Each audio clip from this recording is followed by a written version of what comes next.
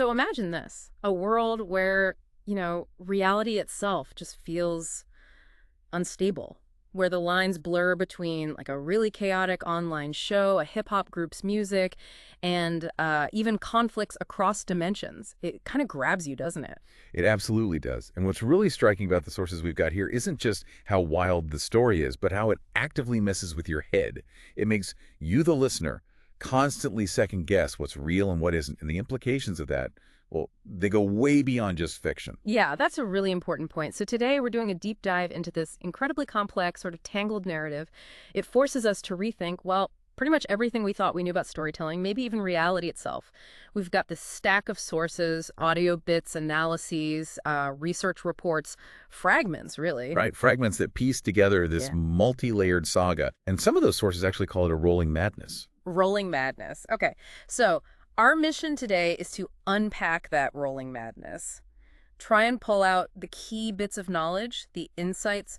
We'll track how it goes from what looks like absurd online entertainment to something much deeper and, honestly, more dangerous. Exactly. We'll be digging into the infamous Mike's Waffen Facts podcast, MWF, deciphering the messages in the Dozer Crew music, and also looking at these really chilling reports from a planet called Regulus 5. And this isn't just about figuring out some fictional universe, right? For you listening, it's about understanding how powerful narratives can be, how they can, pull you in, make you question what you see and hear, and how even really outlandish stories might tap into some unsettling truths about our own world. Definitely. Expect some aha moments, hopefully. Yeah. Things that might just shift how you look at the stories all around you, maybe even reality itself. Okay, let's jump in. Let's start with the heart of it all.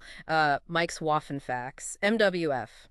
From the very beginning, the show had this aggressive feel. The sources say it was just incredibly loud, raw rock music, sudden explosions, machine gun sounds right from the get-go. Yeah, and that wasn't just bad audio quality or anything. The sources are quite clear. This was totally intentional. It was meant to be pure action entertainment, full of surprises and some pretty dark humor. So it was a deliberate choice, the chaos. Absolutely.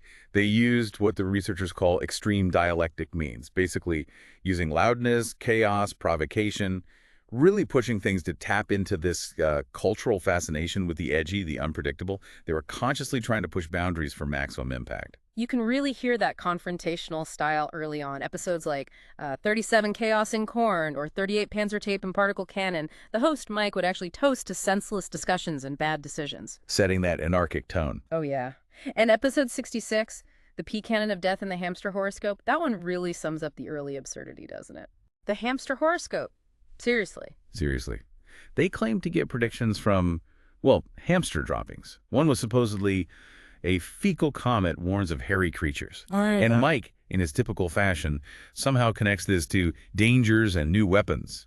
It wasn't just random jokes. It was this deliberate embrace of the illogical, the grotesque, really cemented that chaotic foundation. So this early phase wasn't just quirky. It was setting the stage, laying the groundwork for, well, for things getting much worse. And it makes you ask, right, how thin is that line between extreme entertainment and actual danger? Because MWF definitely cost it. Oh, absolutely.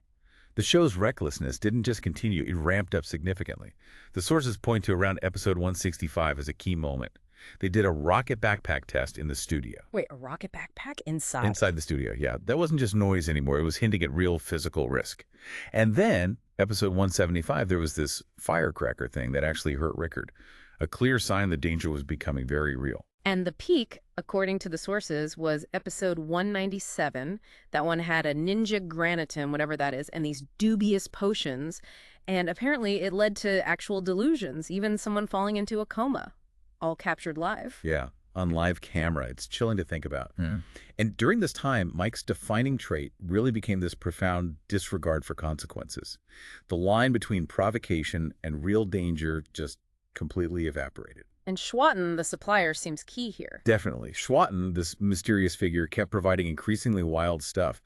Some of it sounded almost really at first, like the Cleats Inferno 3, basically a water pistol shooting green goo Mike wanted for neighbors' cats. Right. It sounds like a prank. But then Schwatten also supplied things like the anti-conspiracy helmet, a tinfoil hat disentangler in episodes 197 and 175. These things started funny, maybe, but quickly became part of this pattern of tangible threats. The shift was undeniable. And it wasn't just a straight line upwards, was it? It spiraled.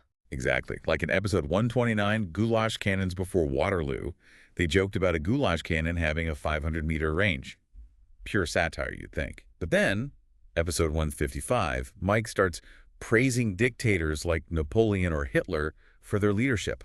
Wow. And the sources note this often happens with alcohol involved. So it creates this real ambiguity for the listener. Is this satire, or is his massive alcohol consumption actually influencing his beliefs? The sources constantly mention how the drinking lowered inhibitions, making it harder and harder to tell performance from reality. That's the really disturbing part, isn't it? How much was an act, and how much was Mike actually unraveling? Yeah. Episode 239 sounds chilling, his alcoholized escape from a hospital after an experimental plasma launcher incident. Yeah, the sources call it a chain of really bad decisions, not just one mistake. He apparently tried ninja training in his hospital room, ended up rolling down the stairs like an uncontrolled ball. It's almost comical, but it shows this snowball effect of disaster. It's a pattern. This constant boundary pushing defined MWF, but it also set the stage for its implosion. The performance became an uncontrolled, self-destructive reality. Consequences became unavoidable. Right, and it wasn't just Mike. As the show spiraled, the people involved started to warp too. Their roles got distorted. Mike became more manipulative. Rickard's paranoia just shot through the roof. And Romanka, the quiet one, showed more and more frustration. It's like the pressure cooker effect. Let's break down Mike first. He's painted as choleric, right? Yeah. Weapon-obsessed, alcohol-dependent. Consistently. Yeah. He boasts about homemade weapons, like that pea cannon, but also about getting real assault rifles like a Heckler & Koch G36 through dubious channels, meaning Schwatten. That mix of the absurd and the genuinely dangerous was his thing. And he had this strange reverence for his father, Gaspold, quoting his survival tips like gospel. Almost obsessive, yeah, like clinging to this distorted idea of manhood.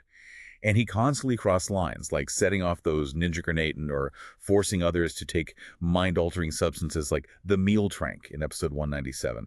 It wasn't just his own recklessness. He dragged others in. And his reality started blurring. Hallucinations. Vivid ones, yeah. The sources mention hallucinations of Graph Paste and Luna on Regulus 5, specifically in MWF 425, and that's key. He's hallucinating figures from this other narrative layer, Graph Paste, the villain on Regulus 5. It suggests his mind is somehow tapping into that deeper conflict. He's described as a caricature of idealized masculinity, embodying it and mocking it at the same time. Very unsettling. And the bizarre stuff just kept coming. Yeah. Selling worn socks as bioweapons on the darknet. Episode 563, it's just unfiltered. Exactly. And the massive alcohol consumption is always there in the background, lowering inhibitions, making it nearly impossible for you, the listener, to know what's satire and what's genuine belief. Then there's Rickard, started as the skeptic, became the conspiracy theorist who might have been right. Pretty much. He'd bring up these wild theories, weather manipulation with goulash cannons, the SSS using alien technology for a Mars invasion 2035. Initially dismissed as just Rickard being Rickard. But he also physically suffered from the chaos, vomiting, explosions in his pants. Yeah, the sources see that as a physical manifestation of the escalating dangers. Like his body was literally reacting to the instability. And crucially, Rickard starts believing he holds a hidden truth. He talks about veils falling, seeing things clearer. So his paranoia wasn't just paranoia. Well, his paranoia ramps up, but he also starts showing genuine concern that Mike is losing touch with reality. That's a really alarming signpost, suggesting even the wildest theories might have a kernel of truth in this messed up world. And finally, Romanka, the sound engineer, the quiet anchor. Right, the voice of reason initially. He was clearly annoyed and concerned about the chaos. He'd openly disapprove, like in episode 197, saying this is madness. But he got mocked for it. Yeah, called a wimp. You. Partly because he liked black metal, which they compared to an epileptic hamster, apparently. It shows the toxic dynamic. Until he just couldn't take it anymore. Episode 563, his resignation. A really dramatic moment. Slams the microphone down, walks out. The sources call it a moral statement, a breaking point. And his leaving had consequences. Big ones. The analysis suggests it might have actually accelerated Mike's downward spiral, losing that stabilizing factor, however mocked he was. The toxic relationships weren't just a symptom, they were driving the whole thing further into dangerous, uncontrolled reality. As things fall apart inside the studio, it feels like external forces are getting more involved. Especially Schwatten, this shadowy, threatening, ominous figure, Mike's weapon supplier since episode 111. And he's not just a dealer. MWF 466 describes him explicitly as a researcher willing to take extreme risks. or maybe more accurately, to let others take them for the sake of progress. He makes Mike test dangerous prototypes, shows zero remorse, and forbids Mike from even talking about the destruction. That's cold, just pure detached progress. Seems like it. His clinical distance is really unnerving. He sees destruction as collateral damage with immense potential. For him, disruption isn't the end. It's maybe just a necessary evil on the way to something else. And this is where it gets truly strange, the historical link. Yeah, this is wild. The sources found a connection to Mike's ancestor, Mike Fried Liebman, back in the 15th century. Archival documents say Mike Fried got goods, specifically a strong brandy from a figure named Schwatten the Merchant. No way, the same name. The same name. It suggests this isn't new. It's potentially a generational pattern of chaos and manipulation stretching back centuries, not just a coincidence. So Schwatten, or O'Schwatten, has been pulling strings for a long time. His influence is all over MWF, right? Yep. Episodes 111, 165, 175, 331, 466. Absolutely. In 466, some futuristic apparatus he supplied causes massive destruction. Mike looks intimidated. De Schwatten, just calmly taking notes. The power dynamic is stark. And he provided other bizarre stuff, too. Radioactive cocktail, prepper perfume, a mutant machete. Yep. Episodes 249 and 355. His role is central. He's actively driving the escalation, blurring reality. He's this core, enigmatic force behind it all. Maybe the ultimate architect of the chaos. Okay, let's pull the camera way back now. From the MWF Studio Chaos to a cosmic scale. Regulus 5. This planet sounds like a nightmare. Chaotic, contradictory, signs of neglect and exhaustion. It's depicted as a world literally falling apart. The people wear tattered clothing, have vacant or sorrowful gazes, barely interact. Their language is broken, fragmentary, distorted, incoherent. A loss of clear language confusion. What's causing it? They suffer from a loss of memories, clear thinking, and emotional connection. The reports call it chaos and confusion in the head, the fading of reality. It sounds systemic. So they're not aggressive, just tormented. A deep inner torment, yeah.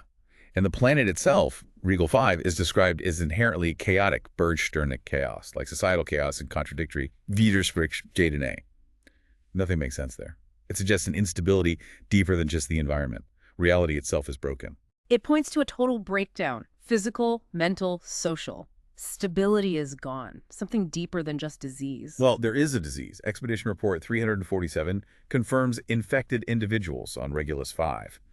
It backs up the Nova Crew's accounts of a terrible disease that turns living beings into mindless monsters. So it's decay and active, horrific transformation. And the source of all this suffering? Graph paste. The big bad, portrayed as the most powerful and evil ruler ever. The list of titles is almost absurd. Brilliant scientist, powerful magician, unscrupulous politician, cruel tyrant, sadistic torturer, narcissist, and deceiver. Basically, ultimate evil. And his goal? Simple and chilling. Subdue, torment, and ultimately destroy the world. There's even a track called Pasta, supposedly by him, with lyrics like rude and loud, rapped with fury, hard lyrics full of curses and blood, declaring, "I am the king." He's leaning into the villain role almost theatrically. And the Nova Crew logbook links him to an N-boss catastrophe, a sun exploding, a wormhole, leading them to Regulus 5. Right, setting up his perceived reign there. But then there's the orbital portal above the planet. Ominous. How so? The Doza Crew calls it poison in their track, Regulus Rift. They say it's a hole that no human understands, something devouring breath and hope. Unequivocally a trap. But didn't the Nova Crew initially think Regulus 5 was a paradise? Exactly. They first saw it as a haven ruled by a just, king-cased, stable sun, the works. That stark contrast screams deception. It strongly suggests everything is illusion on Regulus 5. Even Mike's hallucinations warned him, Luna, don't trust. It's layers upon layers of manipulation. So Regulus 5 isn't just a planet. It's a deceptive stage for this cosmic fight where reality itself is manipulated. Hope is a trap. Precisely. Entangled up in all this is Greinman Frieden's work. A corporation, their Explore Division at Virgo Vision Unit Regulus report confirms the infected individual. He kept it quiet. Yeah, despite calling the situation complex and highly disturbing, they decided to keep their findings internal, cited financial risks and uncertainty, which, as the sources note, sounds suspiciously like covert agents covering something up. That level of secrecy suggests a hidden agenda, right? Especially given the horrific conditions. Absolutely. It hints at something nefarious, maybe a deliberate cover-up. There's speculation, though unproven, linking Greinman tech, like their plasma cannons, to a sulfur smell on Regulus 5. The connection is implied and it's unsettling. And here's a key link back to the music. Grindman actively collected Doza Crew material lyrics, audio in their report annex, MWF 602. Right. That's not casual listening. It implies the music holds a key, maybe to understanding the portal or the population state. Right. It weaves the hip-hop group, the corporation, and the dying planet tightly together. So Grindin isn't just watching. They're a complex player, potentially influencing or exploiting the situation on Regulus 5 for their own ends. Adds another layer of shadowy intrigue. Definitely. And speaking of shadowy groups, let's bring in the Solar Soldatenstaffel, the SSS, remember Rickard's conspiracy theory? Alien tech, Mars invasion. Yeah, seemed outlandish at first. Well, it transforms from theory into a very real, threatening organization. They're directly involved in Rickard's arrest in episode 600, right when he was about to reveal something critical, classic suppression. And they're active on Regulus 5, too. Explicitly. The sources say the SSS is hindering Grindman's research on Regulus 5, so they're operating in the studio and on the distant planet. That points to a much bigger picture, doesn't it? A larger interstellar conflict, the SSS acting as suppressors, maybe? Seems likely. Their role in the mass arrests during the FUX show, MWF 504, described as enforcers, arrestors, agents of control, shows their efficiency and arbitrary exercise of power. And Rickard's reaction in episode 600, hearing that deep rumble from the sky and screaming, "They are here, I always said it." And that really hammers home the reality of the threat. His paranoia was justified. And they have advanced tech, particle cannons. Yeah, PK-1, PK-2, PK-3, supposedly solar-powered and super-penetrating, blurs that line between sci-fi and the narrative's present reality. The SSS really embodies the escalating stakes, the suppression of truth, linking the podcast drama to this grander cosmic struggle across dimensions. Conspiracy becomes reality, fast. Okay, shifting focus now from cosmic battles to a different kind of hell. The digital dystopia described by the Doza crew and this concept of the mainframe. Their music isn't just background noise, is it? Not at all. It's closely linked to the dystopian and complex events of the whole MWF universe. Their tracks act as a musical chronicle, even a primary source. The lyrics offer these deep insights into abysses, madness, and lost dreams. Like a commentary track on reality? Or maybe more. It's seen as a trip into confusion, a cry for redemption, but there are hints of resistance or calculation, too. And the speculation about Mikkel, maybe Mike himself collaborating his laughs and sneezes in the beats. It suggests the music might even foreshadow the chaos to come, like he's subconsciously chronicling his own downfall. That's a chilling thought. Art as prophecy. And tracks like Dursnot about heavy drinking are seen as strangely relevant to Mike's disappearance. Plus, Grindman collecting their stuff.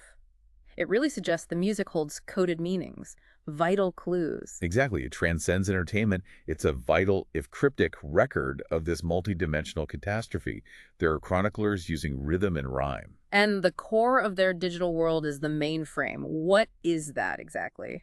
It's defined as a digital control system, basically a digital prison that can actually trap consciousness. One source calls it akin to digital hell. It's not just a network, it's an existential cage. And their songs reflect that. Absolutely. Gefangen im Loop, trapped in the loop, conveys that feeling of digital captivity and endless repetition. They rap about being trapped in the shadows of machines, living a digital life without real emotions. It explores that loss of autonomy, of identity in a tech-controlled world. The kaleidoscopic dream is seen as a metaphor for disturbing experiences in the mainframe, suggesting even thoughts are being manipulated. But there's resistance, a spark of rebellion. Yeah, despite the bleakness. The track Jailbreak talks about breaking free, with lines like, "Cables connecting, frequency explodes, our path pulls us from the depths of the net up to the matrix." It's a desperate fight. The mainframe mirrors the larger themes of reality dissolving, of insidious control, but in a digital realm. Certain tracks seem particularly poignant, right? Verborgen Melody and Lunatic. Right. Verborgen Melody, Hidden Melody, tells this sad story of loneliness, coldness, silence, hinting at a frozen man in the city, which directly parallels Florian from the Nova crew in GRD, adds that personal tragedy element. And Lunatic contrasts with that. Yeah, it describes the Nova crew's mission to save their world from Count Paste, stumbling into what looks like a happy ending, but an unsettling one. It highlights the internal struggles, the despair woven through everything. And that happy ending connects back to Regulus 5, the supposed paradise. Exactly. The paradise reached via wormhole is directly contradicted by the Nova crew's own warning. Luna, don't trust. Regulus 5 is a trap. Everything is illusion. That duality screams deception. What looks like salvation is probably just another layer of the trap, a warning against false hope. And the Nova crew members themselves reflect different ways of coping. Florian, the hazy botanist, Karina the Goa witch, Sanja the vegan elf, Christian the cyborg. Yeah, their diverse responses to a world collapsing show the different ways people try to resist or just survive systemic breakdown. Adds a human element to the cosmic horror. Then there's the Klabauterman, a folklore figure but reinvented. Right, not a ship spirit here, but an urban explorer, mythical warrior, digital navigator, a master of codes slipping through firewalls, like a supernatural hacker. And he's supposed to help the crew escape the mainframe. In the track Klabautergarn, they're trapped, and he's said to know the way through data seas to help them break digital grids. He's presented as the potential guide out. But there's a catch. A big one. He's ambiguous, he might help, but he also serves a master. The lyrics say, "My master of darkness, of your mighty power." That adds this really unsettling layer of manipulation. Is he an ally or a tool? And he's connected to Florian's fate, haunted by the frozen man. Suggests a personal burden, a cost to his actions. So his role in the escape is deeply questionable. His allegiance, the master's motives, described as completely obscure but sound ominous. It casts doubt on whether the freedom he offers is real freedom at all. He embodies that struggle against hidden forces, the uncertainty of guidance in a controlled world. Makes you wonder, where does this path really lead? Okay, let's zoom in on Chiram. He arrives right after Ramonka leaves, replacing him as sound engineer in episode 567, and he sounds off right from the start. Very much so. Described as quiet, inconspicuous, mysterious, almost ghostly. He says he wants to work in the shadows, keep an eye on all signals. His hiring felt like a risky choice. The hosts had a bad feeling. Textbook suspicious character entry. And his actions confirm that suspicion pretty quickly. Oh yeah. That barely perceptible smile when Rickard gets arrested in episode 600, followed by him hastily packing his things, that screams hidden agenda. Was he just a replacement or someone deliberately connecting the studio to Regulus 5? And the tampering with the plasma cannon. Confirmed by forensics in episode 604, he tampered with the Grindman plasma cannon. And when confronted, he had this sarcastic reaction. The sources say it doesn't fit simple nervousness. It suggests knowing complicity, defiance even. So his presence feels deliberate, orchestrated to escalate things, not just a coincidence. It really seems that way, and the connections get deeper. Forensic sensors picked up unknown, unnatural radiation coming from Kiram. This led to cautious comparisons to anomalies on Regulus 5, specifically near that suspicious portal. He's radiating something connected to Regulus 5. That implies he's more than human. Potentially. Or deeply altered. And the timing is critical. His tampering with Grindman tech happens shortly before Mike disappears in episode 605. It suggests a direct causal link. He might not be just a technician, but an entity, a tool, maybe even a weapon influencing reality itself. Could his actions have triggered something bigger than just Mike's fate? The sources speculate exactly that maybe a catalyst for something much bigger, kicking off a full interdimensional struggle. And significantly, the Nova crew's distress call mentions Chiram right before cutting out. Underscores his central, if ambiguous, role. He seems to function as a trigger. He's the bridge connecting the studio chaos to the cosmic conflict, a linchpin. But then there's his music. With the Doza crew, tracks like The Edge, Weshal Borum, Why, Therefore Why, they paint a picture of inner struggle, right? Of madness taking over, feeling lost. Exactly. He sounds like a suffering artist in his lyrics. But in the MWF setting, he's described as this potentially cynical or knowing actor. It's a stark dichotomy. So which is it? Is the music genuine anguish, or is it all a performance? A deliberate facade to hide his real agenda? That's the core question Chiram poses.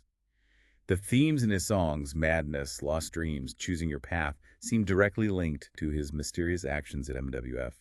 The distorted vocals in Weshal Borum sound like a mental breakdown set to music. Yet in the studio, he's the calm, inscrutable type.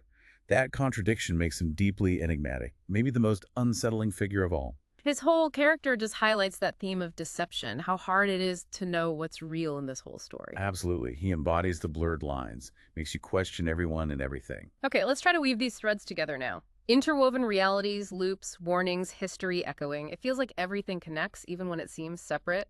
Take the logbook. Right, the Doza Crew logbook, hashtag 494. Mike dismisses it as boring in episode 525, just brushes it off. But Rickard has that violent physical reaction, vomiting. Yeah, suggesting its content is truly chilling. And it explicitly discusses Regulus 5, the disease, graft paste. This isn't just a random book. The sources call it a key, a node point that can even connect realities. It's the direct link between Mike's experiments, Grindman Tech, and Regulus 5. And it appears in both MWF and Doza Crew context. Insistently, Yeah. reinforcing how interconnected it all is. And then there's that recovered distress call from the Nova crew, directly yelling at Mike Rickard to read the logbook, emphasizing its critical importance. So this object Mike called boring is actually a crucial, tangible link showing these aren't separate stories, but one huge, tangled continuum. The universe is screaming at them, basically. Pretty much. And you dig deeper, the sources themselves start warning you. Explicit warnings about the risks of truth-seeking. Opening the Grindman Regulus envelope is compared to opening Pandora's box, a decisive step with no turning back. Meaning finding out the truth is actually dangerous. That's the suggestion. Uncovering these fragmented truths about Regulus 5, about Grindman Tech, could lead to real physical dangers, not just intellectual ones. Knowledge itself is portrayed as potentially hazardous. There's mention of a smart system saver program, described as a data accumulator, hinting information itself might be weaponized. And that weird disclaimer document, the ontological contextualization one. Yeah, that's very meta. It Yeah. actively messes with your perception of reality. Warning against imitating the show's stunts. Rocket backpacks, goulash cannons, heavy drinking, but in a way that blurs the line between a legal waiver and part of the narrative itself is the disclaimer part of the story. And the warnings come from inside the story, too, from other analysts. Right. These English-speaking analysts, apparently traumatized and on the run after accidentally activating a Grindman device, explicitly warned the German podcast us basically not to seek Pandora's box. We saw what happens when you peek inside, they cautioned. And they mentioned that sulfur smell, connecting their experience directly back to other reports, making the threat feel very real, very physical. So just by analyzing this stuff, you, the listener, become part of the dangerous narrative. You're not just observing, you're entangled. Exactly. And that entanglement gets even weirder with the historical parallels. Those archival documents about Mike's ancestor, Mike Fried Liebman, in the 15th century, the similarities are uncanny. Unruly, provocative, heavily drunk, causing chaos, dismissing it as dumb pranks. It's like Mike, but 500 years earlier. And the Schwatten connection again? Explicitly stated, Mike Fried got brandy from Schwatten the merchant. This documented historical link challenges the idea that Mike's ancestor stories were just fiction. It suggests a real historical basis for these behavioral patterns repeating across generations. And the seal on the 1491 document. This is the really mind-bending part. A tiny brittle seal fragment with faint Grindman Regulus stampings. Is it an unbelievably bizarre coincidence, or does it hint at a connection, a plan spanning over 5 centuries? It suggests the chaos isn't random. It might be part of an ancient predetermined pattern. History looping, not just repeating. Which brings us to the role of the listener, you. The sources keep pulling you in, saying you're navigating it alone. The meaning lives with you. Yeah, and they mention unclear forces, supporters in the hidden, who allow the loop to continue. It implies a meta level of control that might even include the audience. So that act of trying to understand it might be part of the trap, or it keeps the cycle going. That's the paradox. You're drawn into the rolling madness, but also warned to keep a critical distance. It's a core, unsettling part of the experience, a tightrope walk. And the audience isn't passive either, the Doza Crew comments. Right. People sharing non-standard, potentially coded info. The crew gives cryptic replies like, the network is closing in. It suggests a shared language, an active decoding process happening in real time. The audience is actively participating in this complex game. So this whole deep dive isn't just laying out facts. It's an invitation, really. An invitation for you to confront how slippery reality can be, and to think about your own role in how you interpret things, maybe even how you influence them. Are you just watching, or are you playing the game too? We've certainly covered a lot of ground. From the sheer chaos of MWF, across dimensions to Regulus 5, into the digital prison of the mainframe, and back through centuries of historical echoes. We've seen how figures like Schwatten and Karam seem to pull the strings, acting as catalysts. And how even just seeking the truth, trying to piece it all together, can drag you deeper into the entanglement, into the danger. It leaves us with this really compelling puzzle, doesn't it? If those lines between fact and fiction are so blurry, if history loops in these bizarrely specific ways, what does that imply about the stories we encounter every single day? Are we just observers, trying to make sense of it all? Or are we, maybe without even realizing it, participating in some kind of complex game ourselves where the real truth always seems just out of reach? when is reality just a performance put on for us? And when does that performance start to bleed out, affecting the real world, carrying real consequences? Keep diving deep. And maybe most importantly, keep questioning everything.